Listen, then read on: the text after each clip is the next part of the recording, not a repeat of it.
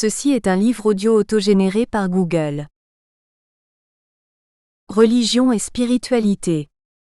Collection dirigée par Richard Moreau, professeur émérite à l'Université de Paris 12, et André Thèse, professeur émérite à l'Université catholique de Louvain.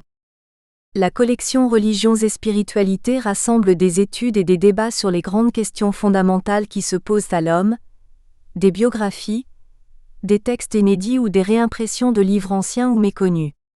La collection est ouverte à toutes les grandes religions et au dialogue interreligieux. Dernier titre paru. Odile et Richard Moreau, d'Einsiedeln à la Salette au fil des siècles. Avec les pèlerins comtois sur les pas de la Vierge Marie, 2012. Sylvie Coironeux-Burger, La piété juive au cœur du réel, 2012. Michel Anglarès, Chrétien en quartier d'affaires, 2012. Stéphane Marciro, Le christianisme et l'émergence de l'individu chez René Girard, 2012. Francis Lapierre, L'Évangile oublié, 2012. Fabien Venon, Les paroisses de Montréal en crise, 2012. Francis Weil, Dictionnaire alphabétique des versets du prophète Isaïe, 2012. Bruno Florentin, L'avancement de Dieu dans le livre des Actes des Apôtres, 2012. Philippe Bessia, Les reliques de la Passion du Christ, 2012. Mathieu Rouillet d'Orfeuille, Histoire liturgique du XXe siècle, 2012. Jean Froidure, De Jésus à Constantin, Comment le christianisme est devenu une religion, 2012. Albert Barbarin, Croire en Jésus peut être raisonnable, 2012. Gérard Fomeran, La mémoire vive des mystiques chrétiens, 2012. Odile Bébin-Langrognet, De Savoie en Comté, Saint-Pierre de Tarentaise, 2012. Philippe Bessia, Le Rosaire. Une grande prière de la spiritualité catholique, 2011. André Thèse, Regard sur la foi. À l'écoute de la science, collaboration de Marie-Hélène Thèse-Foubert, 2011. Francis Lapierre, Saint Paul et les Évangiles, 2011. Jean Damascène, Homélie sur le Samedi Saint, traduction et notes de Philippe Pénaud, avec Frédéric Bidot, 2011. Étienne Goutani, Magnificat, un itinéraire monastique, 2011. Maurice Verfailly, L'identité religieuse au sein de l'Adventisme 1850 à 2006, 2011. Philippe Bessia, Les traditions concernant les personnages de la Bible dans les martyrologes latins, 2011. Francis Weil, Dictionnaire alphabétique des psaumes, Teilim, 2011. Céline Couchouron-Gourung, Les témoins de Jéhovah en France. Sociologie d'une controverse, 2011. André Thèse, Sur les traces du prophète de Nazareth. Données historiques, vérité symbolique, collaboration de Marie-Hélène Thèse-Foubert, 2011. Gilles-Marie Moreau, Le Saint-Denis des Dauphins. Histoire de la collégiale Saint-André de Grenoble. Préface de l'abbé Edmond Coffin, archiviste du diocèse de Grenoble, 2010. Pierre Audebert, Théologie lucanienne. Quelques aperçus, 2010. Pierre Egloff, La messe sur l'univers. Les nourritures du ciel et de la terre, 2010. Philippe Bessia, Le baptême et l'initiation chrétienne en Espagne du IIIe au VIIe siècle, 2010. Christophe Richard, Le bouddhisme, philosophie ou religion, 2010. Janine Bonnefoy, Pierre de Felice, Un calendrier au Xe siècle. Le compute de l'abbaye de Ferrières, 2010. Du même auteur, dans la même collection. Le Saint-Denis des Dauphins, Histoire de la collégiale Saint-André de Grenoble, 2010. Utrisque Maris. La liste des sigles et abréviations se trouve en annexe 14. Préface. Avec son modeste et beau clocher-porche du XIIe siècle, la cathédrale de Grenoble indique des réalités surnaturelles qui dépassent bien souvent la raison humaine. Le cérémonial des évêques, publié dans le cadre de la réforme liturgique voulue par le Concile Vatican II, nous parle de l'Église cathédrale comme signe de l'Église locale. Il faut voir dans la cathédrale une figure de l'Église visible du Christ qui ici-bas fait monter vers Dieu sa supplication, sa louange, son adoration. Une image de ce corps mystique dont les membres sont rassemblés par la charité laquelle se nourrit de la grâce. C'est pourquoi l'Église cathédrale doit être regardée à juste titre comme le centre de la vie liturgique du diocèse. Par conséquent, l'Église cathédrale est destinée à accueillir l'Église telle qu'elle existe en un lieu et en même temps, elle symbolise l'Église universelle en sa totalité. Elle est le lieu de rassemblement et de communion, qui nous ouvre sur des dimensions ecclésiologiques beaucoup plus larges. La cathédrale de Grenoble, plus ou moins abandonnée en raison des travaux inachevés de restauration de 1966, a retrouvé sa place dans la vie du diocèse et de la société civile grâce à une découverte inattendue qui remonte au premier mois de l'année 1989. À cette époque, le projet d'aménagement d'une seconde ligne de tramway urbain conduisit les archéologues à découvrir sous la place Notre-Dame les restes d'un baptistère du IVe siècle. Jusqu'alors, de nombreux historiens s'étaient interrogés sur les origines chrétiennes de la cité de Grenoble, l'antique bourgade jadis nommée Cularo, mais sans pouvoir déterminer où avait été installée la première communauté chrétienne, vraisemblablement constituée par l'évêque d'Aumenin. Certains pensaient que la cathédrale actuelle se trouvait sur l'emplacement de la cathédrale primitive, et donc à l'intérieur des remparts de la ville du IIIe siècle. D'autres imaginaient une installation plus ancienne de l'autre côté de l'Isère, au niveau de l'actuelle église Saint-Laurent. Les nombreuses observations archéologiques et tout le travail accompli sur des documents d'archives très précieux ont conduit, en l'espace d'une dizaine d'années, à redécouvrir non seulement la fonction liturgique d'un baptistère mais également le rôle central d'une cathédrale dans un diocèse. À Grenoble, même si nous n'avons pas une cathédrale aussi prestigieuse que celles qui font la gloire de notre pays, comme par exemple l'ancienne primatiale Saint-Maurice de Vienne, nous avons incontestablement un ensemble épiscopal paléo-chrétien et médiéval complet.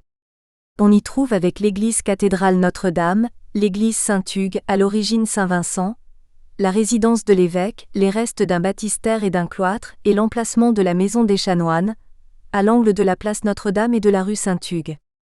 Tout ceci a conduit de nombreux experts à écrire plusieurs ouvrages et différents articles sur le sujet.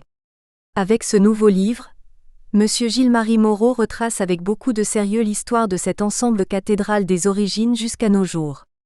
Ce qui fait la spécificité de son ouvrage, c'est l'insistance sur la riche vie ecclésiale qui s'est développée en ces lieux, avec ses hauts et ses bas.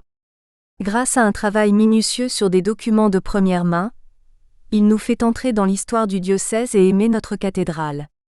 À ma connaissance, aucun livre récent ou plus ancien n'aborde avec autant de précision la vie ecclésiale du clergé et des fidèles au cours de ces 16 siècles d'histoire. La cathédrale tire son nom du siège de l'évêque, la cathèdre, d'où il préside à l'unité. Signe de la fonction épiscopale, cette cathèdre rappelle qu'il est garant pour l'Église particulière qui lui a été confiée par le pape, de la communion des croyants dans la foi autour de l'unique pasteur qu'est le Christ. La messe chrismale est un des moments privilégiés pour vivre cette dimension de communion ecclésiale. La cathédrale est donc l'église de l'évêque, lequel est le pasteur du diocèse. À ce titre, elle est aussi l'église mère de toutes les autres églises du diocèse. Elle rassemble le peuple de Dieu bien au-delà des confins de la cité. Elle est encore plus largement un lieu de passage bien situé au cœur d'une ville, aux dimensions de plus en plus internationales. On y vient pour prier et célébrer, se recueillir ou réfléchir, visiter ou se promener. C'est un lieu de référence pour de nombreuses personnes. Certains y viennent demander l'intercession de la Vierge Marie, établie patronne de ces lieux, sous le vocable de Notre-Dame de l'Assomption. Comme chaque église, la cathédrale est d'abord et avant tout la demeure de Dieu parmi les hommes, confère. Actes 21, 1-5. Elle est là pour nous rappeler que Dieu s'est révélé à nous en son Fils Jésus-Christ, qu'il continue à se faire proche de nous, qu'il s'intéresse à tout ce qui fait notre existence, nos joies et nos peines, nos réussites et nos échecs, nos projets et nos épreuves. L'anniversaire de la dédicace de la cathédrale nous permet chaque année de reprendre conscience que, au-delà de l'édifice matériel, l'Église est constituée des pierres vivantes que sont les baptisés, la pierre d'angle étant le Christ lui-même symbolisé par l'autel, confère 1 Pie II, 4-9. La cathédrale est, comme toutes les autres églises, annonce d'une autre réalité. L'Église du ciel, la Jérusalem d'en haut illuminée de la gloire de son Seigneur, Actes 21, 9-14. C'est un lieu vivant où la communauté se rassemble pour écouter la parole de Dieu, célébrer les sacrements, particulièrement l'Eucharistie, et pour être envoyée dans le monde en vue de témoigner du Christ ressuscité.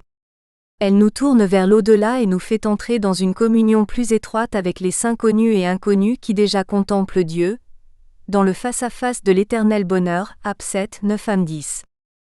La cathédrale est en quelque sorte le reflet de l'Église locale. Ainsi, comme une maison reflète la vie de la famille qui y habite, elle se présente avec une décoration particulière à laquelle s'ajoutent des éléments liturgiques importants pour les différentes célébrations au fil de l'année. Il faut mentionner au passage le ciborium exceptionnel qui se dresse majestueusement dans le chœur. C'est aussi un lieu de mémoire où l'on garde des souvenirs de ceux qui nous ont précédés dans la foi. Saint Hugues accueillant saint Bruno et ses compagnons pour les conduire dans le désert de la Chartreuse, le cardinal Étienne Le Camus, évêque réformateur qui fit appliquer le concile de Trente dans le diocèse, saint Jean-Marie Vianney, curé d'Ars, et saint Pierre-Julien Aymar, fondateur de la congrégation du Saint-Sacrement, le curé Jean-Baptiste Gérin mort en odeur de sainteté est toujours très vénéré au cimetière Saint-Roch de Grenoble. Cette histoire rejoint la grande histoire de l'Église universelle en même temps que celle de l'Europe et de la France chrétienne. Monsieur Gilles-Marie Moreau a choisi de publier ce présent ouvrage à l'occasion du 100e anniversaire de la naissance de l'abbé Henri Grouet, qui fut vicaire à la cathédrale pendant quelques mois avant de devenir le célèbre abbé Pierre, résistant dans le Vercors puis fondateur des chiffonniers d'Emmaüs. Ce livre sort surtout au moment où le pape Benoît XVI célèbre une année de la foi, pour retourner aux sources de notre vie chrétienne. Cet ouvrage peut nous aider à percevoir ce que Dieu fait de beau et de grand dans les cœurs, et aussi à reconnaître les limites humaines qui subsistent de tout temps et qui nous invitent à une constante conversion. Que l'auteur de ce livre en soit remercié. Aujourd'hui encore, la vie se poursuit en ces lieux où des hommes et des femmes de toutes conditions viennent pour se laisser toucher par l'amour de Dieu. Une belle communauté fraternelle se rassemble chaque dimanche pour célébrer le jour du Seigneur. De nombreux chrétiens s'investissent dans différents services. La liturgie y tient une place importante. Puisse cette cathédrale continuer longtemps à remplir sa vocation première de lieu de rassemblement autour de l'évêque, et être un lieu de rencontre dynamisante entre terre et ciel. Abbé Patrick Royer. Grenoble, le 22 juin 2012.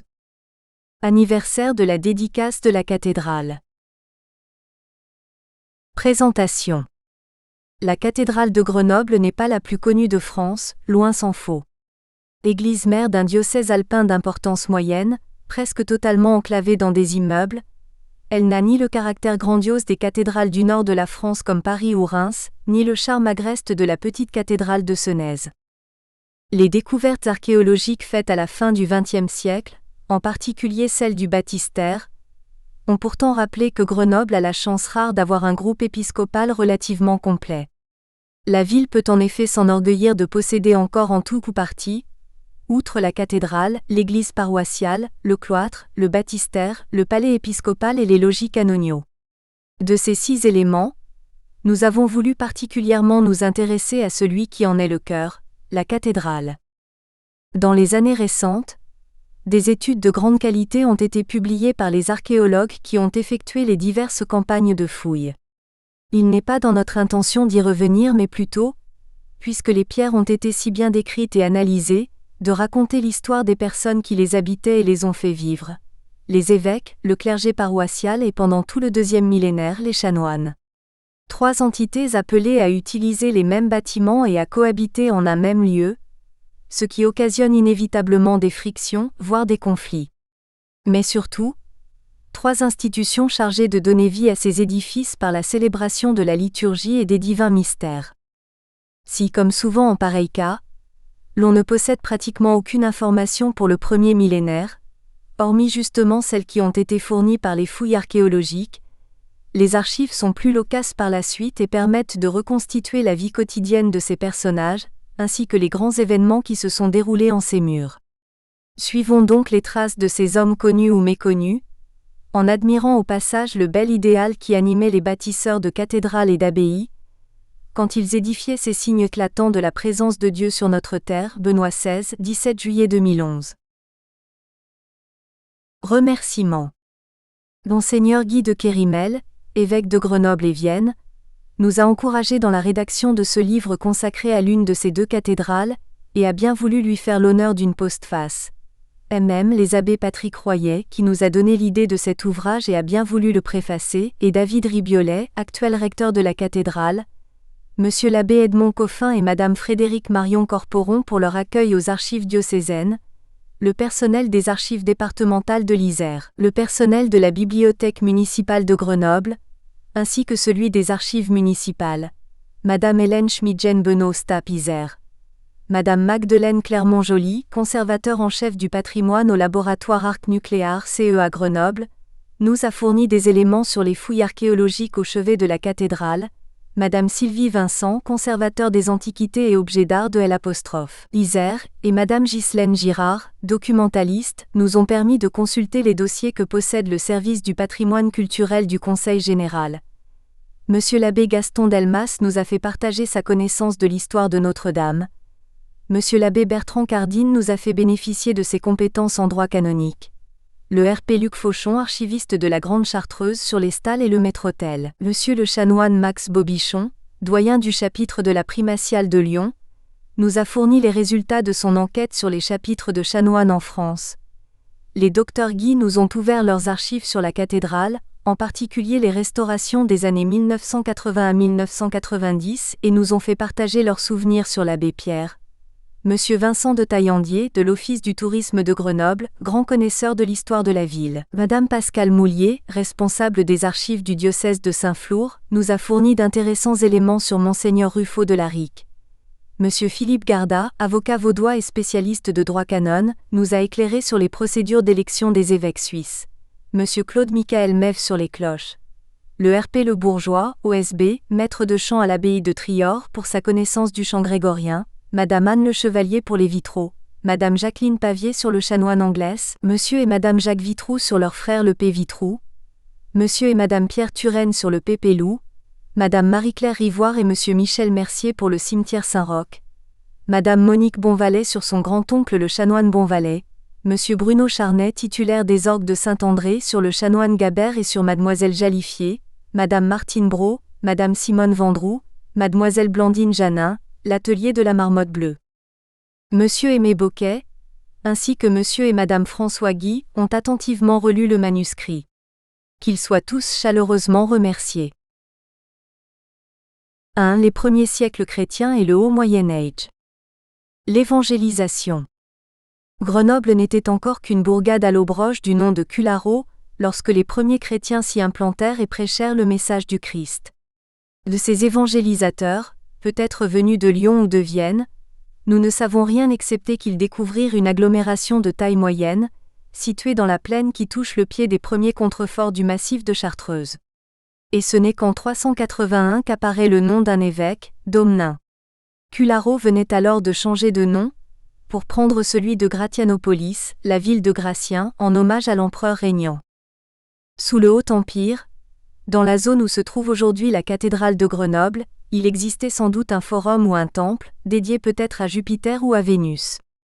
On sait que bien souvent, les premiers chrétiens transformèrent en église des bâtiments civils ou religieux préexistants, l'exemple le plus connu étant le Panthéon à Rome. C'est ainsi que certains ont émis l'hypothèse selon laquelle l'actuelle église Saint-Hugues aurait été édifiée sur l'emplacement d'un magasin militaire ou d'une caserne, à l'image de la basilique romaine du Latran. Les archéologues pensent en tout cas qu'il n'y eut pas ici de coexistence significative du culte chrétien avec l'ancien culte païen, et que ce dernier disparut donc rapidement. Au cours du IIIe siècle, les premières menaces d'invasion avaient entraîné la construction d'un rempart destiné à protéger la ville. Terminé vers 293 sous le règne de Dioclétien et Maximien, ce rempart de 8 mètres de haut, 1500 mètres de long et 5 mètres d'épaisseur environ, englobait une surface de 9 hectares, ce qui faisait de Cularo une cité légèrement plus vaste que Lutèce et presque 2 fois plus étendue que Génava, Genève. On dénombrait 39 tours réparties le long du circuit, chacune faisant environ 10 mètres de haut. Le fossé était profond de 2 mètres. Une belle portion de ce rempart est exposée au musée de l'ancien évêché, sur 2,50 mètres de hauteur moyenne, incluant une tour en élévation. Faut-il rappeler qu'une autre portion de 65 mètres fut hélas détruite en 1963 rue de la République. C'est dans un coude du rempart que Domnin et ses premiers successeurs établirent leur résidence, dans un emplacement avantageux puisqu'il se trouvait près de l'une des 2 portes d'entrée monumentales de la ville, ce qui manifeste la place importante prise dès le départ par l'Église. Ce type d'emplacement fut adopté par les évêques de cette époque dans de nombreuses villes, Arles, Autun, Beauvais, Béziers, Bourges, Évreux, Le Mans, Narbonne, Rodez, Senlis, Tours. Il peut aussi s'expliquer par le fait que l'on y trouvait davantage de terrain disponible. Il est généralement admis que Daumenin fut le premier évêque de Grenoble. On a longtemps supposé en effet que Cularo, jusque-là simple vicus, bourgade dépendant de Vienne, avait été élevé au rang de cité par Gratien, et que son changement de nom était dû à cette élévation flatteuse.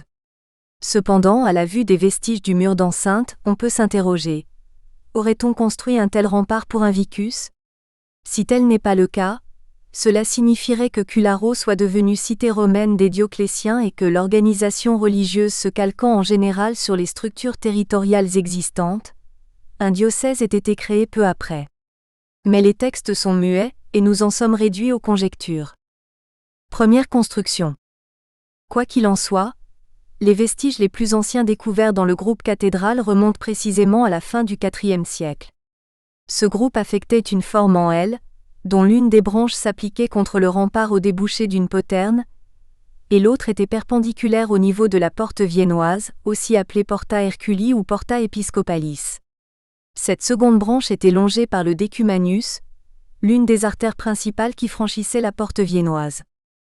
Un baptistère fut construit entre 387 et 430 environ, sous la forme d'une salle de plan carré, pourvue en son centre d'une cuve octogonale. Ce baptistère fut par la suite agrandi et embelli, pour aboutir à une forme tétraconque. La cuve, elle, fut progressivement réduite, sans doute à cause du passage du baptême par immersion au baptême par infusion, pour aboutir à une forme pentagonale. Le bâtiment était toujours en place à l'époque carolingienne, et fut détruit pour faire place à un cimetière, au plus tard au XIe siècle puisqu'il n'est pas mentionné dans le cartulaire de Saint-Hugues.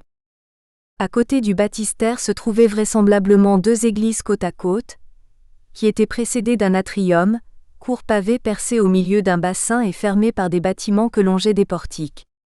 Le baptistère se dressait au centre du corps de bâtiment ouest. Ce système d'église double n'était pas rare à l'époque, et divers exemples peuvent être cités, Lyon, Trèves ou encore Aquilée où saint Daumenin s'était rendu pour participer à un concile. On en trouve en particulier beaucoup en Italie du Nord. À Genève, à une première cathédrale élevée vers 350 à 375 fut ajoutée une seconde, construite au début du Ve siècle du côté sud et séparée. Saint-Daumenin. Dessin d'Alexandre de Belle, Col, ville de Vorep, Cliché-Coréfa. De la première par une cour à portique. À Octodorum, aujourd'hui Martigny en Valais, les deux églises construites à la fin du IVe siècle étaient de taille inégale, la plus grande étant sans doute réservée à l'évêque. À Besançon, elles étaient dans le prolongement l'une de l'autre et non pas parallèles comme à Grenoble.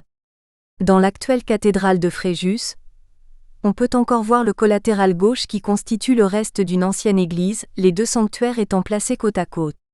Dans l'un de ses poèmes, saint Paulin de Nol, 5e siècle, expliquait que les deux toits de ces églises symbolisaient l'Ancien et le Nouveau Testament, réunis par la grâce du Christ donnée au baptistère tout proche. La signification des églises doubles paléochrétiennes fait l'objet de nombreuses hypothèses. Selon certains, l'une était l'église épiscopale, souvent placée sous le vocable de la Vierge, tandis que l'autre était placée sous le patronage d'un martyr dont elle pouvait contenir les reliques et était affectée au clergé. Pour d'autres, la première était une église d'hiver, utilisée de l'Avent à Pâques, tandis que la seconde était utilisée l'été. Pour d'autres encore, la seconde était réservée aux catéchumènes et à la liturgie de la parole, ou encore à la liturgie des heures, l'Eucharistie étant célébrée dans la première. Peut-être même la synaxe pouvait-elle être célébrée en deux temps. La liturgie de la parole dans une église, puis l'Eucharistie proprement dite dans l'autre. Enfin, dans le cas d'un groupe d'églises situées en Carinthie, on a supposé que la construction d'une église double était due à la coexistence en un même lieu de chrétiens ariens et non-ariens. Essor de la chrétienté à Grenoble. Dans ces premiers bâtiments du groupe épiscopal grenoblois, la vie chrétienne prit donc son essor. Et tandis qu'à Reims, saint Rémy baptisait Clovis et ses guerriers, au cœur des Alpes, Daumenin et ses successeurs faisaient de même dans l'humble Gratianopolis, baptisant à tour de bras les descendants des Allobroges. Durant des siècles, les générations se succédèrent, dont nous ne savons rien. L'on vivait et commerçait paisiblement lorsque les temps n'étaient pas trop difficiles, en résistant vaillamment aux épidémies, aux guerres civiles et aux invasions lorsque ces calamités se présentaient, comme en 574 ou selon Grégoire de Tours, Grenoble manqua d'être pillée par les Lombards et où ses faubourgs furent détruits.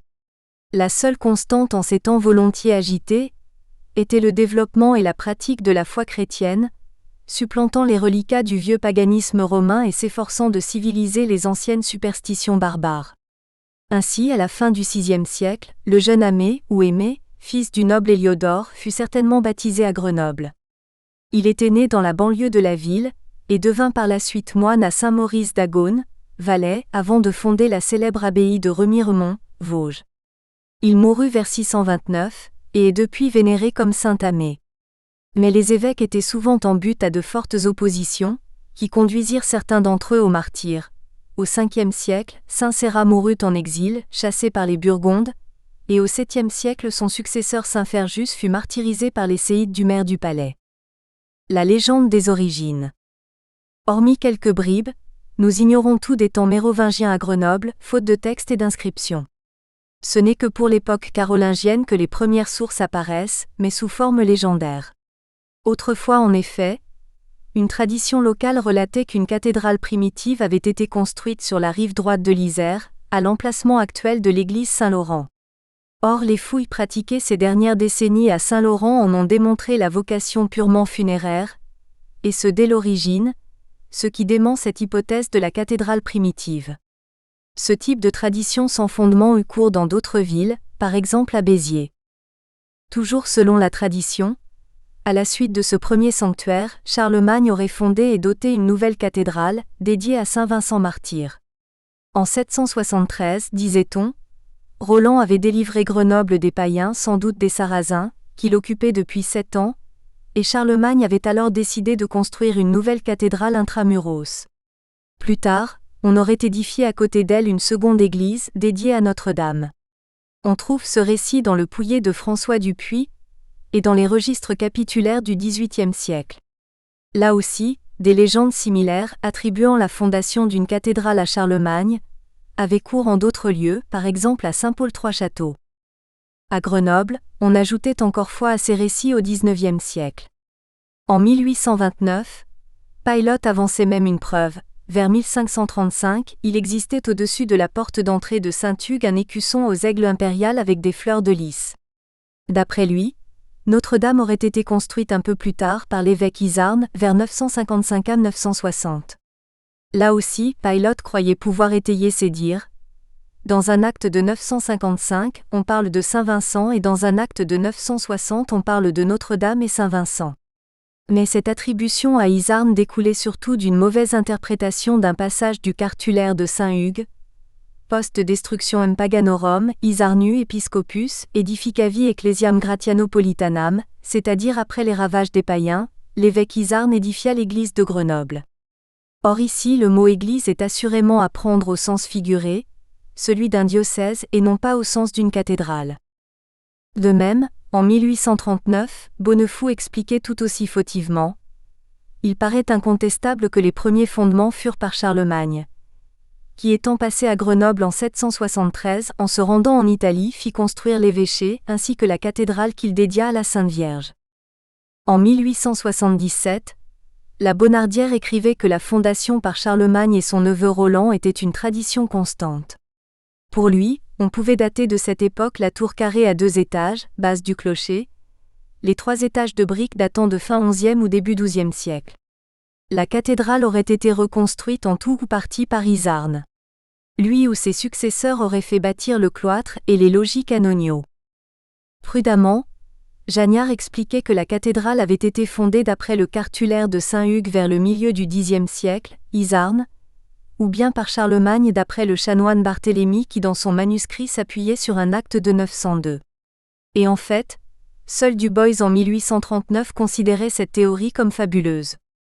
Elle l'est bien en effet, et l'archéologie récente l'a amplement prouvé. Les bâtiments et leurs vocables. Après cette légende, peu à peu quelques épisodes émergent. Vers 879, pour une raison inconnue, les hommes de main d'Adalbert, évêque de Maurienne, vinrent enlever l'évêque Berner dans sa cathédrale. Le pape Jean VIII convoqua les deux prélats à Rome pour soumettre à un synode la résolution de leurs différends. On ne sait s'ils obtempérèrent, mais c'est là l'une des toutes premières mentions écrites de la cathédrale, qui n'était certes pas celle que nous connaissons aujourd'hui. Quelques années plus tard, le 11 août 894, Louis, roi de Provence, confirma à l'évêque Isaac ses droits sur la cathédrale en accordant sa protection à l'église de Grenoble.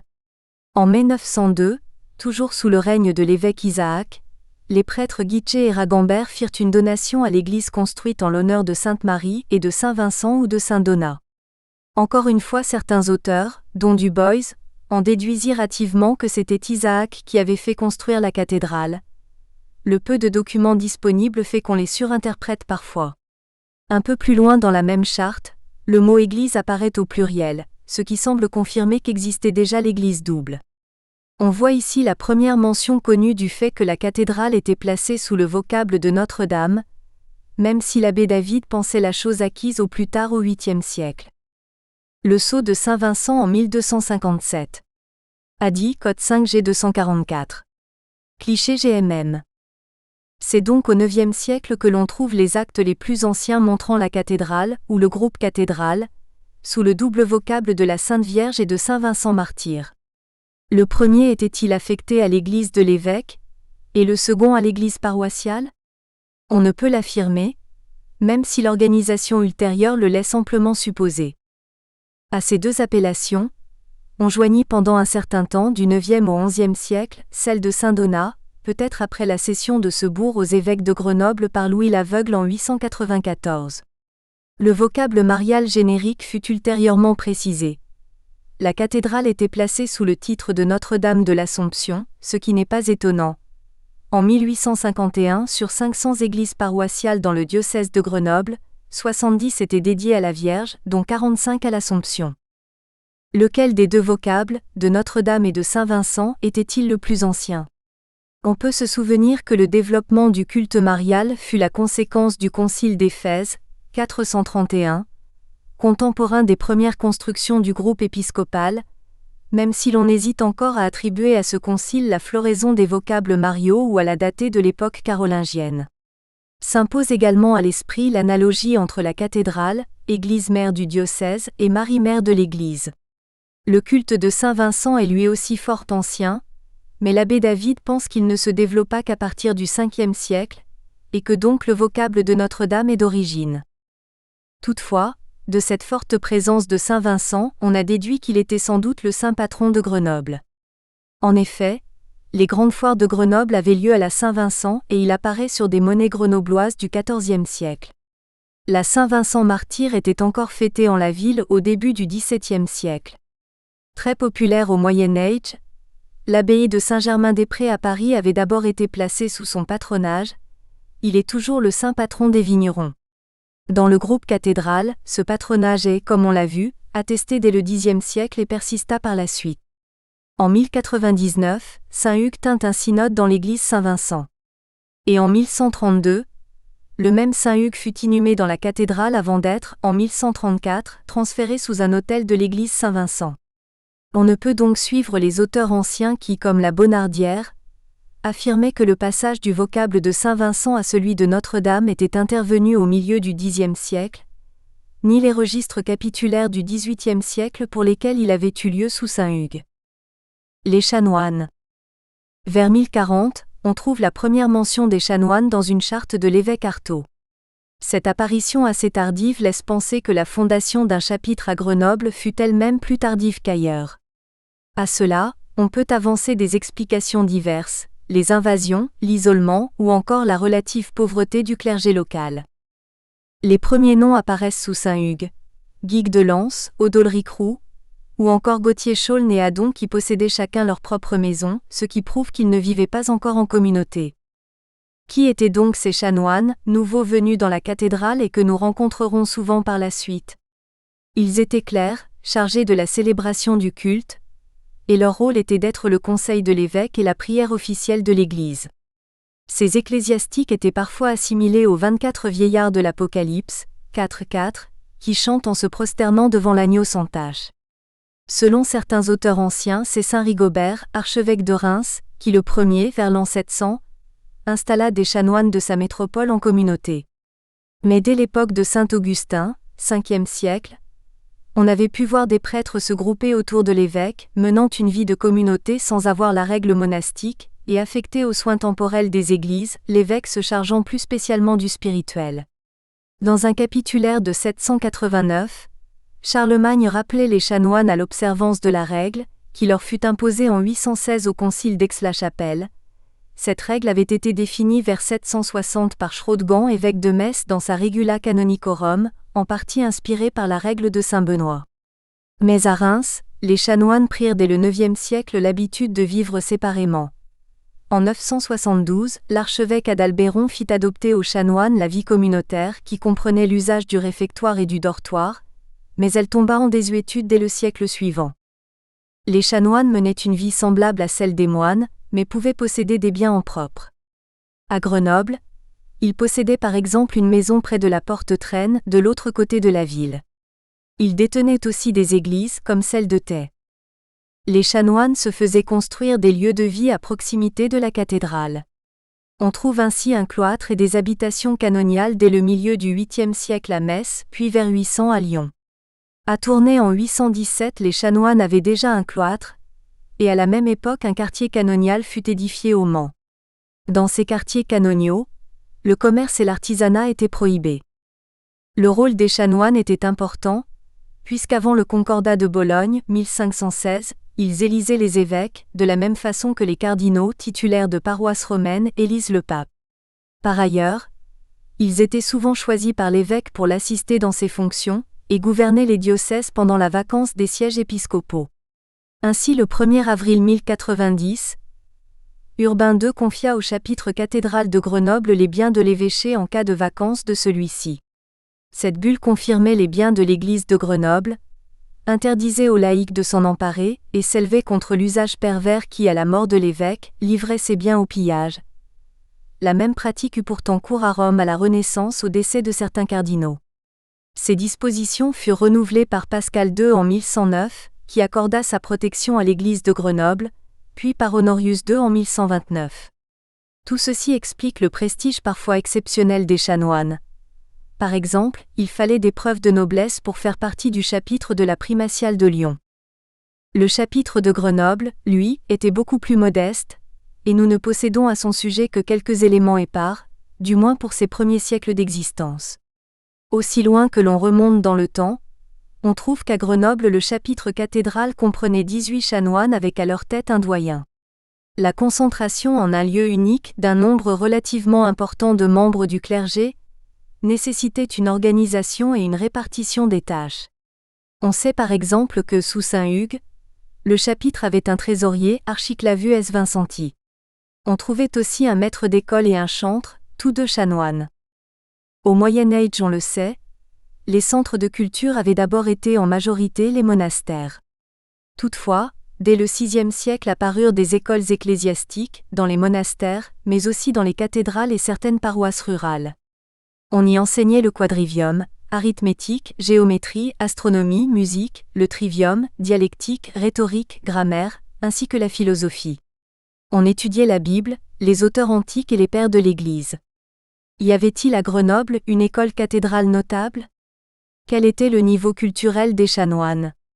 Nous n'avons pratiquement aucun élément de réponse à ces questions.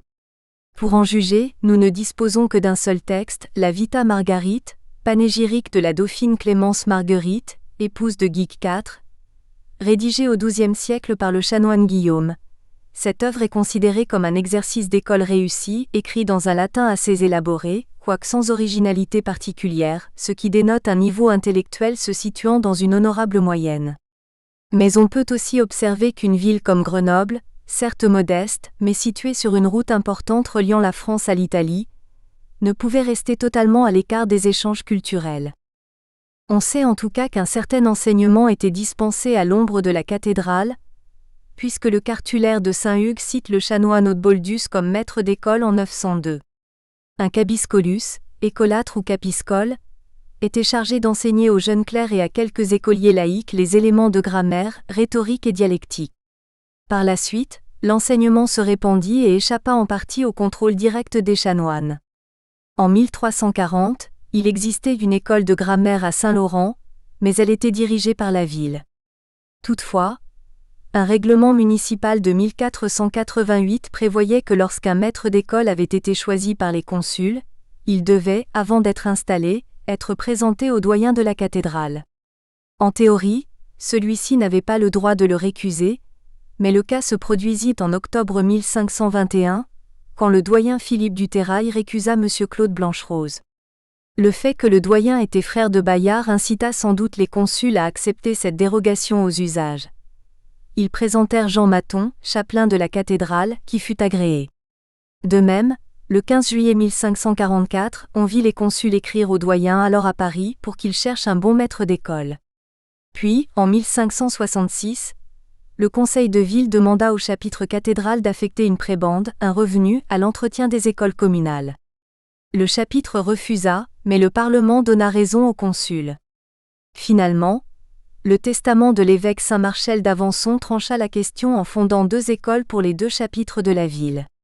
Les chapitres utilisèrent une partie du legs pour payer une rente de 26 écus et 40 sous à la ville, destinée à l'école municipale, ceci bien que l'évêque l'ait expressément interdit dans son testament. Une autre attribution des chanoines était la pratique de l'aumône et de la charité, sorte de service social avant la lettre dont saint Chrodegand avait fait l'une des exigences de la vie canoniale. Il semble qu'avant l'époque de saint Hugues existait, sans doute à l'emplacement de la place Grenette, une aumônerie des chanoines de la cathédrale, sans doute destinée à la charité publique. Saint Hugues fonda quant à lui une maladrerie au Mont-Esson. Celle-ci, confiée au chapitre, mais trop proche de la ville, ne servit sans doute rapidement plus qu'au culte. Encore citée dans le Pouillet de 1497, il semble qu'elle ait été ensuite cédée aux Antonins. À l'hôpital Saint-Jacques, les statuts prévoyaient que le recteur et chapelain seraient pris parmi le clergé subalterne de la cathédrale. Sa nomination était réservée aux consuls, doyens et chanoines.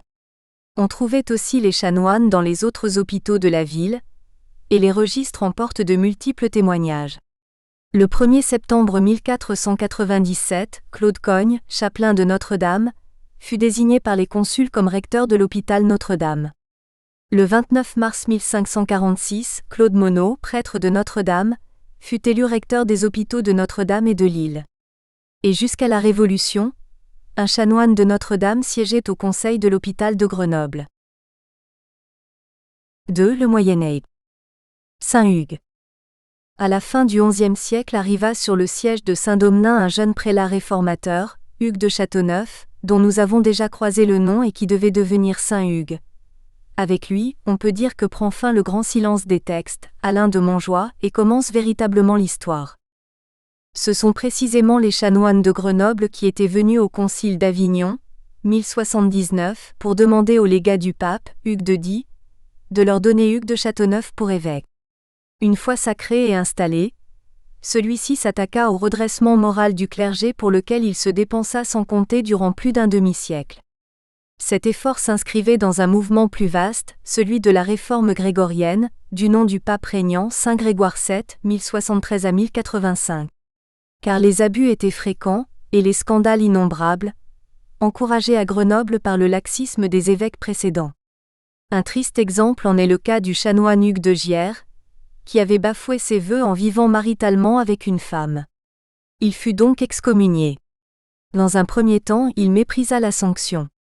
Mais, touché par le remords, il finit par se repentir et fit don à la cathédrale de 1000 sous et de 30 livres, somme hypothéquée sur des terres et des prés, puis de 4 cétérés de terre à prendre dans sa manse canoniale, et enfin de 28 setiers de froment et d'avoine et d'une rente de 21 sous. Les laïcs qui avaient accaparé les biens d'église durent eux aussi rendre gorge.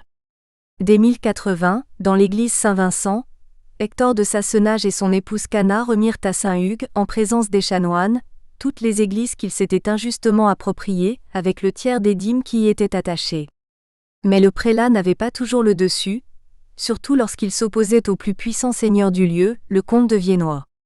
Vers 1100, les familiers des chanoines furent ainsi obligés par le comte Guigues III de lui prêter le serment de vassalité.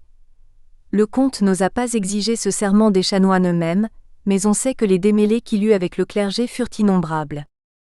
L'épisode le plus célèbre de l'épiscopat de Saint-Hugues fut sans conteste, en 1084, la création du monastère de la Grande Chartreuse et de l'ordre des Chartreux.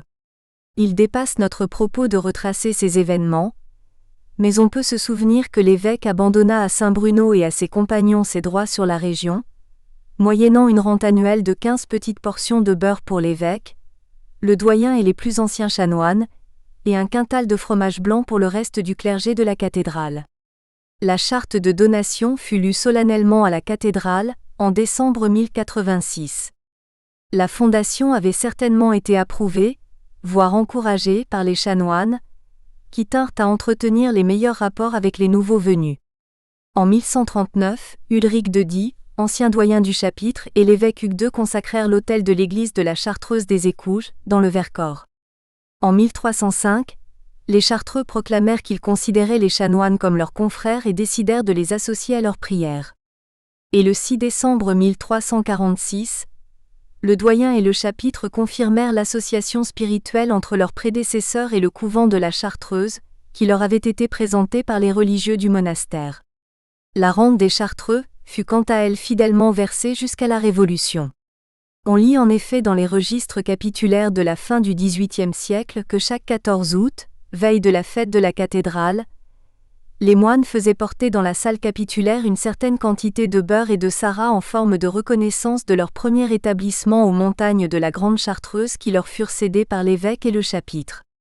En retour, les chanoines leur faisaient don de 20 setiers de froment qui étaient versés par le prébendier de Saint-Vincent de Mercuse. L'effort de redressement moral entrepris par Saint-Hugues porta aussi sur la vie quotidienne des chanoines. Comme on l'a vu, ceux-ci menaient jusque-là une existence séculière et avaient négligé d'adopter une vie communautaire. Même s'il ne vit pas le résultat de ses efforts, Saint-Hugues fit certainement beaucoup pour arriver à ce but. Toutefois, il fallut attendre le règne de son successeur Hugues II pour voir les chanoines rentrer enfin dans le rang.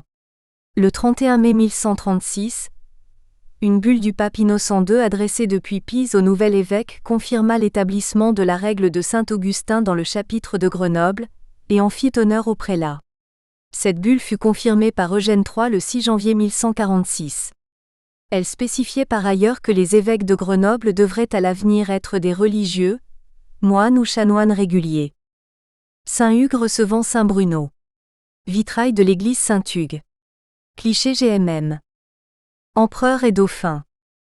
Dans cette période de lutte incessante entre le clergé et le pouvoir politique, et tout spécialement dans le contexte de la querelle dite du sacerdoce et de l'empire entre la papauté et les empereurs d'Allemagne, ces derniers tentèrent parfois d'amadouer le clergé pour le rallier à leur cause, spécialement lorsqu'ils s'efforçaient de mettre l'Église sous leur coupe en faisant élire des antipapes. On ne trouve pas trace de ces approches sous Saint-Hugues, sans doute parce qu'elles auraient été vouées à l'échec face à ce fidèle soutien des papes légitimes. À cette époque, les empereurs semblent avoir fait preuve d'une totale indifférence envers l'Église grenobloise. Mais en 1161, Frédéric Ier Barberousse mit l'Église de Grenoble sous sa protection. De même, à Lyon le 20 août 1178, l'empereur confirma les droits régaliens de l'évêque et de son Église. En 1238, Frédéric II mit l'Église sous sa protection, ainsi que Charles IV en 1361. Il ne paraît pas que ces belles paroles aient eu quelque effet, d'autant qu'aucun empereur ne séjourna jamais à Grenoble. Les liens, par contre, étaient beaucoup plus étroits avec les seigneurs les plus immédiats, en particulier les comtes de Viennois déjà cités, ainsi qu'avec les élites locales. Nobles et bourgeois faisaient don au clergé de maisons à Grenoble, formant ainsi peu à peu le quartier canonial. Ils donnaient aussi des terres, des vignes et des jardins, voire une rente en nature, en général du grain. Les donations les plus anciennes qui soient connues remontent au XIIIe siècle. Certains donateurs pensaient au confort du clergé.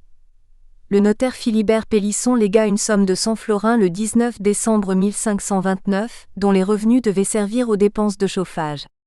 Mais les plus généreux donateurs étaient certainement les comtes de Viennois, dont plusieurs firent des legs pour faire célébrer leur anniversaire de décès.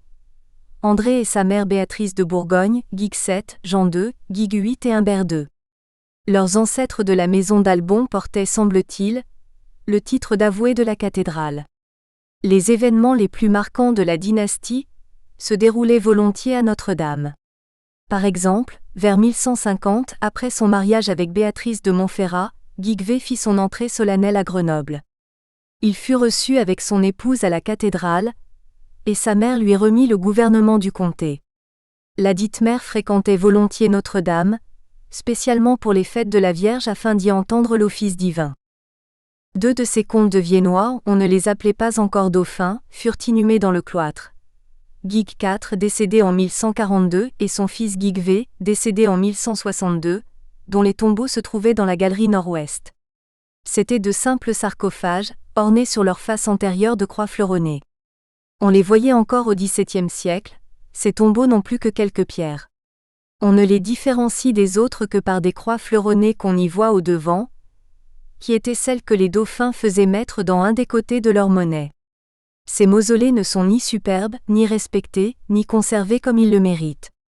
Le même auteur ajoutait que ces deux tombeaux situés dans les cloîtres y paraissent encore et sont fort négligés. Les avis sont partagés sur la date de leur destruction. Copie 16e S de la bulle d'Innocent II. Adi code 5G23. Cliché GMM.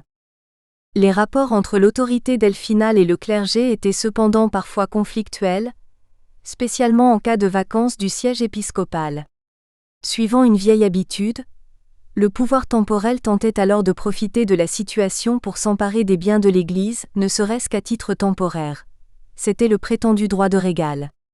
C'est ainsi qu'en 1221, à la mort de l'évêque Pierre de Cessin, le comte André Dauphin tenta de mettre la main sur le palais épiscopal et ses dépendances afin d'en toucher les revenus. Il dut finalement céder devant la résistance du chapitre, auquel il céda tout son droit sur la résidence de l'évêque et ses biens à Grenoble. Ce ne fut pourtant pas la dernière tentative, puisqu'en 1266 l'évêque Guillaume de Sassenage, nouvellement élu, reçut du juge delphinal mainlevée des biens de l'évêché que le dauphin Guigues VII, fils du précédent, s'était approprié pendant la vacance du siège. Les bâtisseurs du XIIIe siècle. C'est sans nul doute dans ce contexte de rivalité entre le pouvoir épiscopal et le pouvoir delphinal qu'il faut situer les grandes campagnes de travaux, qui à partir de la fin du XIIe siècle et tout au long du XIIIe siècle, donnèrent leur physionomie actuelle au groupe cathédral. Tandis que le dauphin, qui avait réussi à obtenir un partage du pouvoir sur la ville, édifiait au bord de l'Isère son palais ainsi que la collégiale Saint-André, l'évêque ne pouvait être en reste. Or, aucune construction importante n'avait eu lieu depuis bien longtemps. À l'époque de Saint Hugues, qui était accaparé par la remise en état de son diocèse et la défense des droits de l'Église, on ne trouve trace d'aucun chantier, que ce soit dans le cartulaire ou dans la vie de Saint Hugues par Guigues le Chartreux.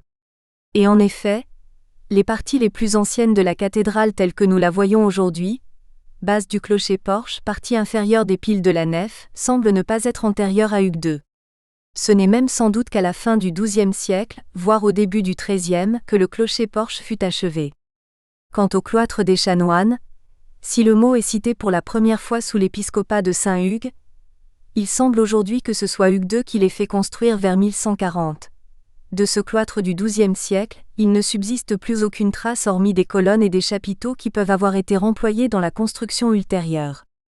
Dans le premier quart du XIIIe siècle, sans doute à la suite d'un incendie, on reconstruisit tout d'abord l'église paroissiale, qui s'appelait encore Saint-Vincent mais qu'on allait progressivement nommer Saint-Hugues.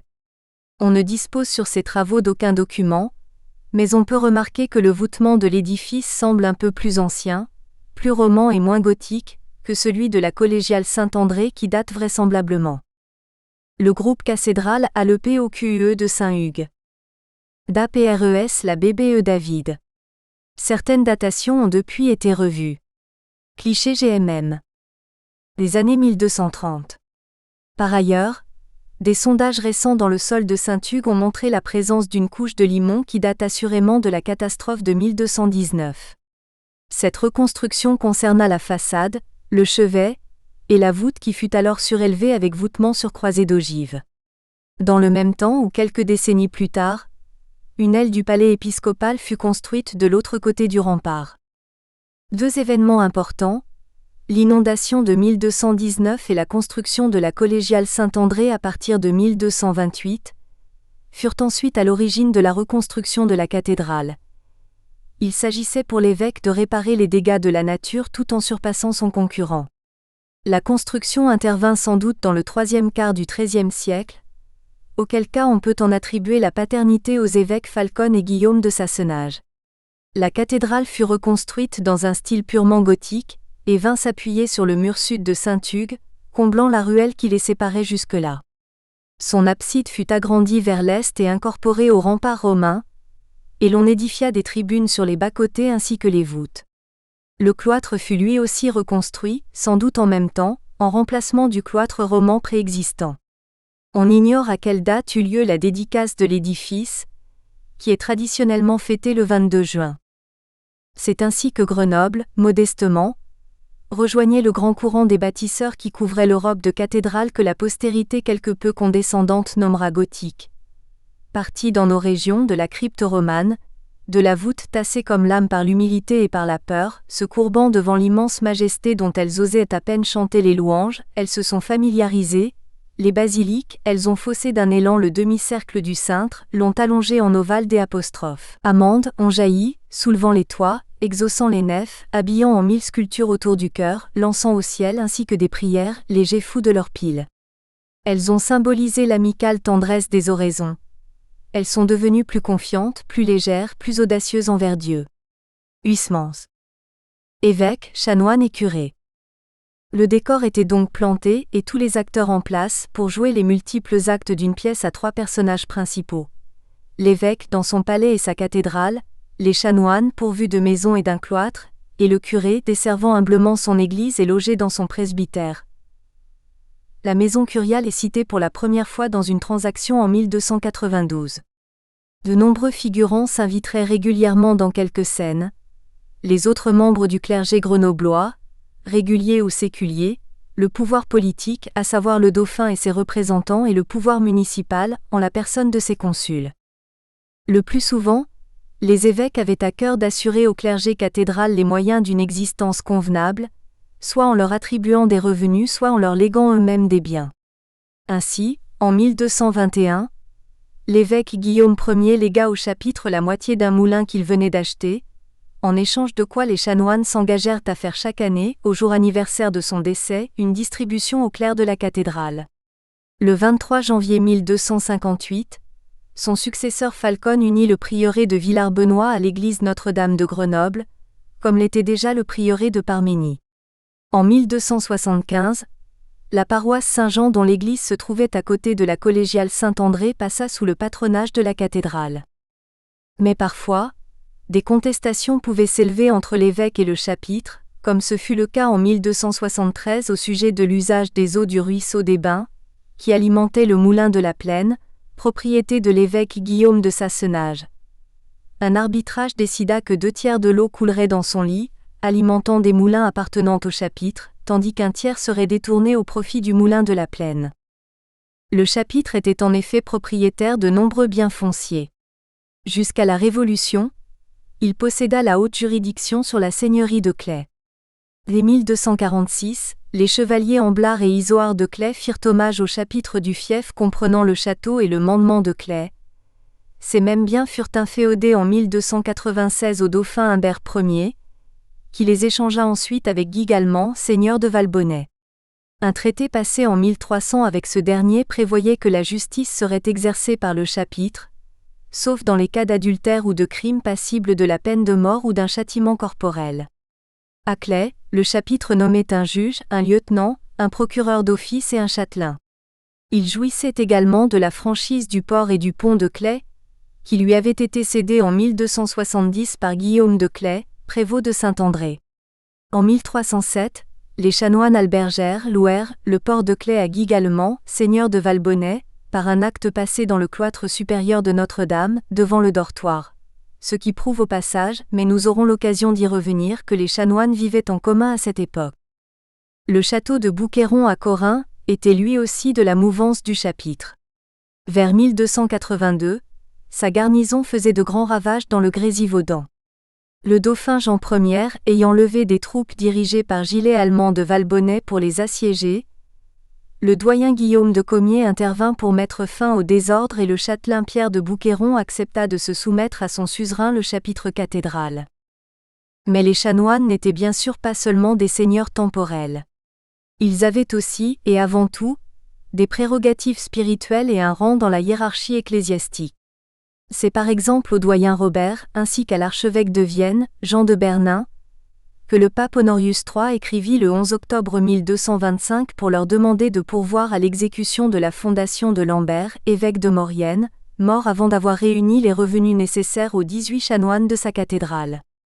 Quelques décennies plus tard, le pape Nicolas IV s'intéressa beaucoup à la cathédrale de Grenoble.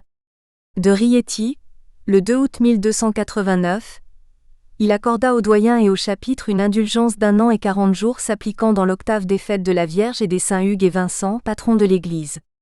Le 24 septembre 1289, toujours depuis Rieti, il la renouvela pour les fêtes de la Vierge.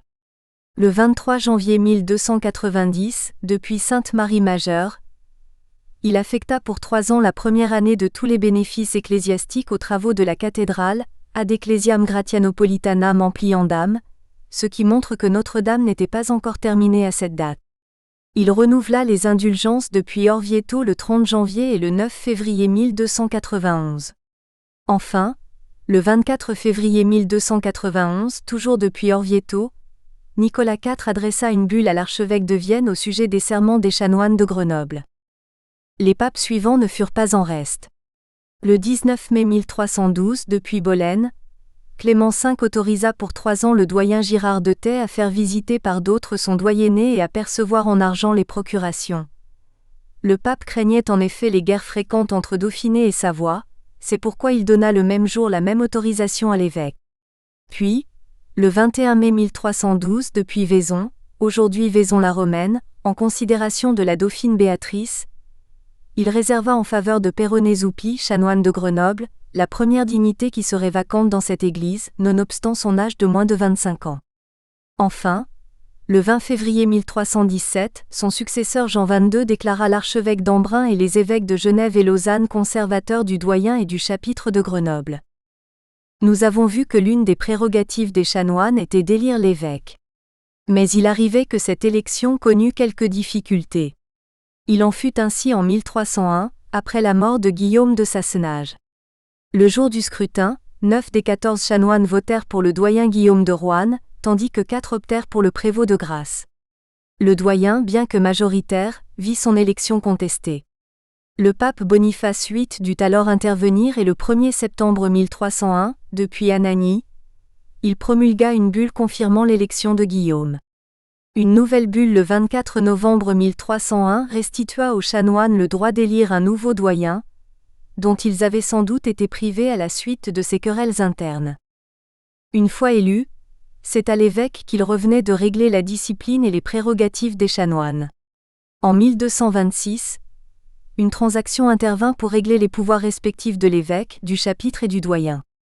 Le 25 août 1246, l'évêque Pierre II régla le costume des chanoines, fixant la forme des habits, ainsi que le prix du drap et du linge. Chaque chanoine devait recevoir tous les 2 ans une pelisse valant 16 sols viennois, une tunique, une cape et des pantoufles. En échange, ils devaient donner leurs vieux vêtements pour les distribuer aux pauvres. Ce règlement fut renouvelé en 1283. En 1266 eut lieu une nouvelle transaction entre l'évêque, le chapitre et le doyen. À ce dernier était reconnu le plein pouvoir de disposer, investir, destituer, sans le consentement de l'évêque et du chapitre, des appartements du cloître et autres lieux claustraux. La juridiction, la supériorité sur le chapitre et les membres qui le composent devaient appartenir privativement au doyen, avec la même étendue qu'elle l'était aux prélats des autres monastères. L'évêque ne pouvait manger au réfectoire que s'il était invité par le chapitre. Quand il rentrait de voyage, il avait droit à sa portion au réfectoire, sauf s'il arrivait après dîner, auquel cas il n'avait droit qu'au pain et au vin. Cette transaction fut confirmée en 1336. En 1309, on promulgua des statuts au terme desquels le doyen ne pouvait manger au réfectoire qu'avec un seul domestique, et ne pouvait y inviter personne. Vers 1311, on édicta un règlement du réfectoire des chanoines. Comme auparavant, l'évêque ne pouvait y manger que lorsqu'il y était invité. La veille de Pâques et de Noël, le doyen devait fournir le poisson et les apprêts. Les chanoines ne pouvaient préparer aucun mets particulier dans la cuisine commune, et il leur était interdit de donner à manger à des femmes. Malgré ces divers règlements, la discipline connut des périodes de relâchement. Le 14 février 1340, l'évêque Jean de Chissé reprocha ainsi au doyen des manquements à la discipline dans le chapitre. Il lui demanda de les corriger, faute de quoi il procéderait par voie de justice. Le doyen dut promettre de faire tout ce qui était en son pouvoir pour y remédier. Au cœur de la ville, les chanoines avaient aussi maille à partir avec le clergé, et en particulier avec les ordres nouvellement fondés qui venaient s'installer dans la cité. Parmi eux, les dominicains s'étaient établis durant plusieurs années dans des maisons de la place Notre-Dame. En 1288, Guillaume de Sassenage leur céda des terrains près de la porte Traîne, de l'autre côté de la ville. Cette position semblait désormais éviter aux chanoines un voisinage encombrant. Pourtant, si l'on en croit les registres capitulaires, on connut dès 1292 un grand différend suivi de querelles et injures entre le chapitre et les frères prêcheurs. Par ailleurs, la fondation de la collégiale Saint-André par la famille Delfinal en 1228 fut elle aussi source de friction, que le concordat signé en 1308 par les deux chapitres tenta de résoudre avec un succès modéré, puisque dès 1393 un nouvel accord dut être signé. Émergence du pouvoir municipal. L'équilibre des pouvoirs à Grenoble était lui aussi parfois laborieux à trouver. Les deux co-seigneurs, l'évêque et le dauphin, voyaient peu à peu se dresser devant eux un troisième pouvoir parfois tenté de les défier, celui des bourgeois de la ville. En janvier 1226, ces bourgeois se réunirent dans le cloître de Notre-Dame avec l'évêque Sauffret et le dauphin André, et tous adoptèrent alors une charte coutumière, ouvrant la voie aux libertés communales. De façon générale, les prestations de serment et renouvellement des divers hommages avaient souvent pour cadre la cathédrale ou ses dépendances. Le 21 avril 1307, c'est devant le grand autel que l'évêque Guillaume de Roanne reçut l'hommage du dauphin Jean II, qui jura d'être fidèle à son église et se déclara vassal du prélat pour tout ce qu'il pouvait tenir de sa mouvance dans la ville de Grenoble et dans le diocèse, ainsi que l'avaient fait ses prédécesseurs. 2 sceaux de la CATHEDRALE, à l'effigie de la Vierge à l'Enfant, en 1312 et en 1399. ADI, code 5G 120 et 5G 167. Cliché GMM. Jean II prononça la formule de serment au prélat, ses mains dans les siennes, avec baiser de bouche. Il lui fit hommage, promettant d'être fidèle et obéissant pour les biens, les droits et les vassaux qu'il tenait de lui. Puis les deux co-seigneurs sortirent sur la place Notre-Dame, et prêtèrent serment, l'un sur les saints évangiles et l'autre la main sur la poitrine, d'observer et de défendre les privilèges et immunités concédés à la ville par leurs prédécesseurs. Ce serment, déjà prêté en 1282 à Saint-André par leurs devanciers, fut renouvelé également sur la place Notre-Dame par le dauphin Charles et l'évêque Jean de Chissé le 8 février 1350. De même, le 12 février 1350, les bourgeois de la ville assemblés devant la porte de la cathédrale promirent de servir et défendre fidèlement les deux co-seigneurs. Mais ces serments réciproques connaissaient de temps à autre quelques aléas. En 1302 par exemple, les consuls de la ville instaurèrent de nouvelles mesures pour le vin plus grandes que les anciennes. Mais les chanoines voulurent continuer à utiliser les anciennes mesures pour vendre leur vin. Les consuls et les bourgeois se rendirent dans le cloître, achetèrent aux chanoines un tonneau de vin et se mirent en devoir de le vendre au détail, avec les nouvelles mesures. L'évêque Guillaume de Roanne, qui se trouvait dans le réfectoire tout proche, fut alerté. Il fit fermer les portes du cloître pour empêcher les acheteurs d'entrer, mais les bourgeois firent sauter les serrures, puis se retirèrent non sans protester. Le lendemain, l'évêque jeta l'interdit sur la ville et excommunia les meneurs. La grande dauphine Béatrice de Faucigny intervint, et donna raison au consul contre l'évêque et le chapitre. 8 ans plus tard, en 1310, pour une raison inconnue, peut-être une querelle entre factions, une foule de Grenoblois envahit la cathédrale et le palais épiscopal et molesta les personnes qui s'y trouvaient, en particulier Guillaume et Chabert de Roanne, ainsi que Mermet, Pierre et François de Taix. Le 11 avril, le dauphin Jean II prononça une amnistie générale. Revenus et bénéfices. On dispose de fort peu de données sur la vie et les revenus de l'évêque et de ses chanoines, pour cette époque. Selon un Pouillet du XIVe siècle, l'évêque avait 674 livres de bénéfices, le chapitre 745 et le doyen 20 livres seulement, comme le prévôt de Saint-André.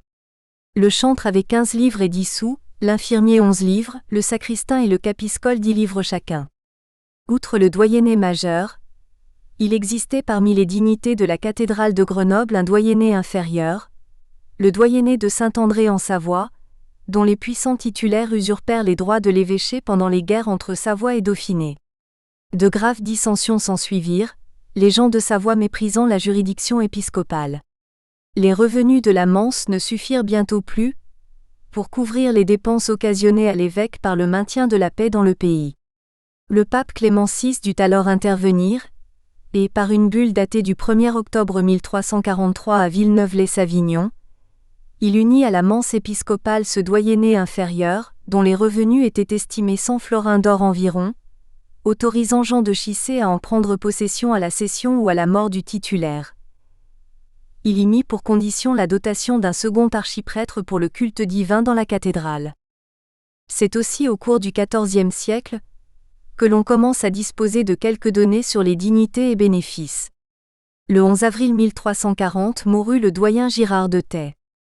Le chapitre se réunit le 22 avril avant-tierce pour lui trouver un successeur, mais ne parvint pas à se mettre d'accord. L'élection fut prorogée de jour en jour. Ce n'est que le 16 juin qu'Arténulphe de la Balme, chanoine pressenteur, maître du chœur, fut désigné par le sacristain Guigues de Roanne qui en avait reçu pouvoir. On chanta le Miserere et sortant du vestiaire, on entra dans l'église où l'on installa l'élu à la place du doyen. On lui demanda de consentir à son élection, ce qu'il fit pour ne pas s'opposer à la volonté de Dieu. 9 ans plus tard, Arténulphe mourut. Guigues de Comiers, jusque-là titulaire du décanat de Saint-André de Savoie, fut désigné pour lui succéder et le 6 mars 1349 le pape Clément VI confirma l'élection. Quelques collations de bénéfices apparaissent également. Le 15 octobre 1344, Guillaume de Roanne obtint de Clémency qu'Hugues de Roanne fut pourvu de l'église Saint-Hugues de Grenoble, résigné par Jacques de Chambéry. Le 25 novembre 1347, Amblard de Beaumont et Guillaume de Roanne obtinrent du pape que Jean Grinde de Corin, petit-fils de Guillaume, fut reçu chanoine en l'église des Augustins de Grenoble. Guillaume avait déjà un parent chanoine, Mermet de Montfort. Le 22 septembre 1348, Aymon de Claix, ne trouvant ni l'évêque ni le chapitre de Grenoble, absent de la ville, fit lire dans la sacristie de Notre-Dame, où se tenait habituellement le chapitre, les lettres de la collation à lui faites par le dauphin, en vertu de pouvoir du pape, de la sacristie de ladite église vacante par le décès de Guigues de Roanne. Une seule fondation pour cette période est par contre connue à la cathédrale, celle faite en 1327 par le chanoine Pierre Cibout qui fonda une chapelle Saint-Antoine. Contestation entre évêques et chanoines. La seconde moitié du XIVe siècle fut le théâtre d'un long conflit entre l'évêque Rodolphe de Chissé et son chapitre cathédral.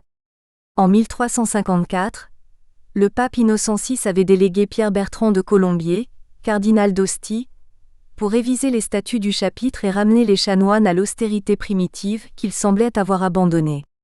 Le doyen Hugues de Comiers s'empara alors des châteaux de la Balme et la Plaine, et saccagea les moulins de l'évêque.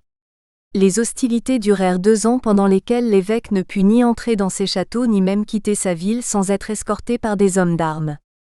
Il cita sans succès ses adversaires à la cour pontificale, les excommunia et jeta l'interdit sur leurs terres. En 1359, le gouverneur Guillaume de Vergy s'entremit et condamna le doyen et sa famille à payer une forte indemnité à l'évêque. À la fin de la même année, grâce à la médiation de quelques seigneurs du Grésivaudan, une transaction fut enfin conclue. Le chapitre reconnut la juridiction de l'évêque sur tous ses membres pour les délits passibles d'une condamnation corporelle, réserva les autres aux doyens, mais permit à l'évêque d'intervenir si le chapitre ne le faisait pas. Mais l'évêque ne voulut pas s'arrêter là. Le 3 octobre 1364, il fit adopter de nouveaux statuts par le chapitre, qui fixaient le nombre des chanoines à 18, réglementaient la vie quotidienne et l'administration des biens, et consacrait le droit de l'évêque à assister aux délibérations capitulaires pour les affaires graves. Au terme de ces statuts, les chanoines ne devaient pas avoir un trop grand nombre de domestiques et les offices devaient être chantés à haute voix. Celui qui sortirait des cloîtres sans permission devrait manger à genoux. Le réfectoire et les dortoirs étaient communs, seuls les infirmiers et les officiers pouvant avoir des maisons séparées. les chanoines prêtres devaient célébrer la messe au moins 2 fois par semaine et les chanoines clercs communier 1 fois par mois. Enfin, il était interdit d'aller boire dans les cabarets. Dans le même temps, Rodolphe de Chissé se permit de nommer des chanoines sur mandat du pape. Ces décisions provoquèrent la fureur des chanoines, à tel point que le 21 avril 1365, l'abbé de Saint-Chaffre-en-Velay fut sollicité comme médiateur. Il rendit un arbitrage qui confirmait la transaction de 1359 à 1360 et répartissait les droits de juridiction entre les 2 parties. La sentence réglait les différents litiges. Pour les crimes graves tels que homicide, inceste, faux, hérésie, usure, l'évêque seul aura juridiction sur les membres du chapitre, chanoines habitués et autres clercs. Pour les autres délits, c'est le doyen qui aura juridiction et pourra imposer, commuer ou faire exécuter la peine, qu'elle soit pécuniaire ou corporelle. Dans les cas où l'évêque a juridiction, il devra rendre son jugement en plein chapitre. S'il condamne un chanoine à la prison, il devra le livrer à la garde du doyen et du chapitre. Le doyen sera jugé par l'évêque seul, pour les cas graves, ou par l'évêque et le chapitre dans les autres cas. L'évêque ne nommera plus de chanoine sur mandat du pape. Il sera accordé double prébende à l'évêque, mais on précise que cela ne crée pas un droit pour les évêques futurs.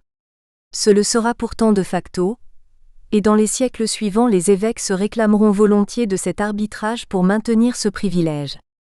Rappelons que la prébende était le revenu perçu par chaque chanoine. Toutes les prébendes n'étaient pas nécessairement égales.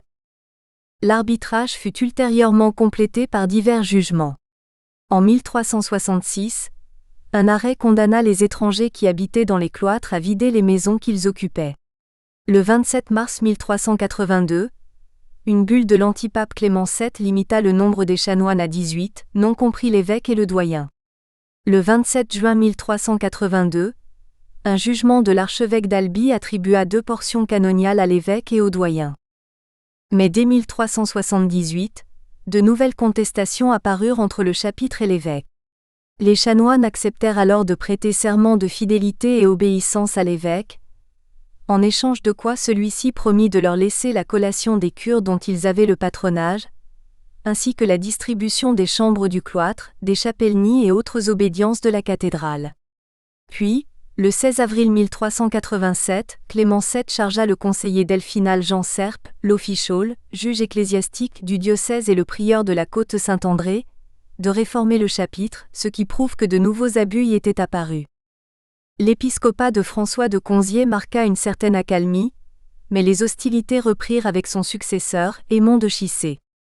En 1398, un chanoine fut excommunié parce qu'il s'opposait à la double prébende de l'évêque. À Vêpres, le prélat ordonna de le faire sortir du chœur. Le doyen s'y opposa, expliquant qu'on ne pouvait excommunier quelqu'un pour ce motif. Finalement, le doyen céda pour éviter le scandale. Aymon Ier avait en effet de nombreuses exigences. Il prétendait à la double prébende, au droit de visite, au droit de conserver la clé de la porte donnant accès à la chapelle Saint-Vincent depuis le palais épiscopal, ainsi qu'à divers autres droits. Il reprochait en outre aux chanoines d'avoir fait expulser, puis battre en plein cimetière, le chapelain Jean Avenier qu'il venait d'investir d'un bénéfice à la cathédrale.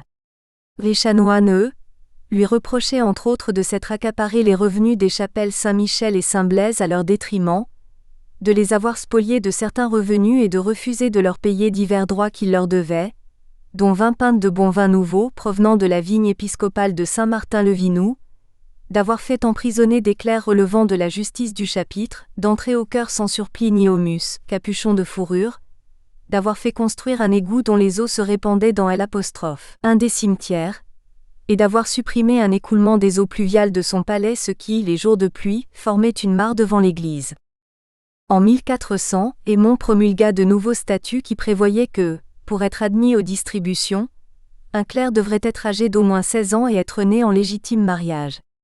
Par ailleurs, le chapitre compterait 24 chapelains, 10 clercs et 12 porte-cierges. Mais on dut bientôt, pour régler les différends en cours, s'en remettre au jugement de l'archevêque de Narbonne, qui n'était autre que François de Conzié, ancien évêque de Grenoble. Son jugement, rendu le 31 octobre 1401, donna globalement satisfaction aux 2 parties quant à leurs revendications respectives. L'évêque aurait droit à la double prébende et aux distributions, et il aurait droit de visite étant sauf les droits du doyen et du chapitre. La chapelle Saint-Michel à l'évêché serait confiée à un chanoine, mais pas celle de Saint-Blaise au château de la Plaine. Si l'évêque manquait matine, il ne pourrait dire la messe au grand autel. Il devrait offrir le vin pour la Saint-Michel. François de Conzié confirma le jugement de 1382, ainsi que l'arbitrage de 1365, et toutes ces sentences furent renouvelées par un traité entre l'évêque et le chapitre en 1553. Diverses décisions complétèrent aussi ces traités. Ainsi, en 1452, on rétablit le réfectoire et l'on prescrivit que les chanoines mangeassent en commun. Et en 1559, l'évêque Laurent II promit de donner à dîner aux grandes fêtes ainsi que le jeudi saint et à déjeuner pour Pâques, ainsi que 8 florins la veille de Noël. Peu rancunier, Aymon de Chissé fut généreux envers sa cathédrale. En 1407, il fit édifier le tombeau des évêques à gauche du chœur. Et en 1409, il légua une somme de 2955 florins, 10 gros et 12 deniers pour une grand-messe quotidienne avec diacre et sous-diacre, chantée au maître-autel par un chanoine assisté de 8 prêtres, et pour une messe anniversaire chantée par tout le clergé. La messe quotidienne était célébrée en l'honneur de la Vierge, de Saint-Michel ou de Saint-Jean-Baptiste, et était suivie par une station au tombeau épiscopal. Elle existait toujours au XVIIe siècle, à l'époque du cardinal Le Camus. On l'appelait alors la messe de 7, car elle était chantée après prime et commençait donc vers 7 heures du matin. En 1767, Monseigneur de Collet la réduisit à 20 messes par an. Lien avec la ville de Grenoble. Dans le même temps, des liens de plus en plus étroits se tissaient entre les chanoines et la municipalité, dont on trouve de multiples exemples. Le 12 février 1393, la ville de Grenoble fonda une chapelle à l'hôpital Saint-Jacques. Le recteur en devait être un prêtre habitué de la cathédrale, nommé par les consuls, et confirmé par le chapitre puis par l'évêque. En 1397 ou 1398, la ville acheta 4 torches pour les funérailles du doyen Hugues de Comiers, ad honorandum corpus et sepulturam IPSIUS dom, Décani, pour honorer le corps et la sépulture du sieur doyen, pour la somme de 2 florins, 8 gros et 3 liards. Le 4 juillet 1408, le chapitre s'engagea à contribuer aux dépenses pour les travaux de fortification de la ville. À nouveau en 1418, on décida de faire des travaux de fortification. Aymon Ier et le gouverneur du Dauphiné Henri de Sassenage levèrent une taille de 4000 florins, sur laquelle le gouverneur dut payer 600 florins, l'évêque 400, le chapitre de Notre-Dame 333 florins 4 gros, les chanoines de Saint-André 166 florins 8 gros, les consuls et habitants 2500 florins. Nous espérons que vous avez apprécié cet aperçu. Pour continuer à écouter ce livre audio sur Google Play Livres, utilisez le lien dans la description de la vidéo.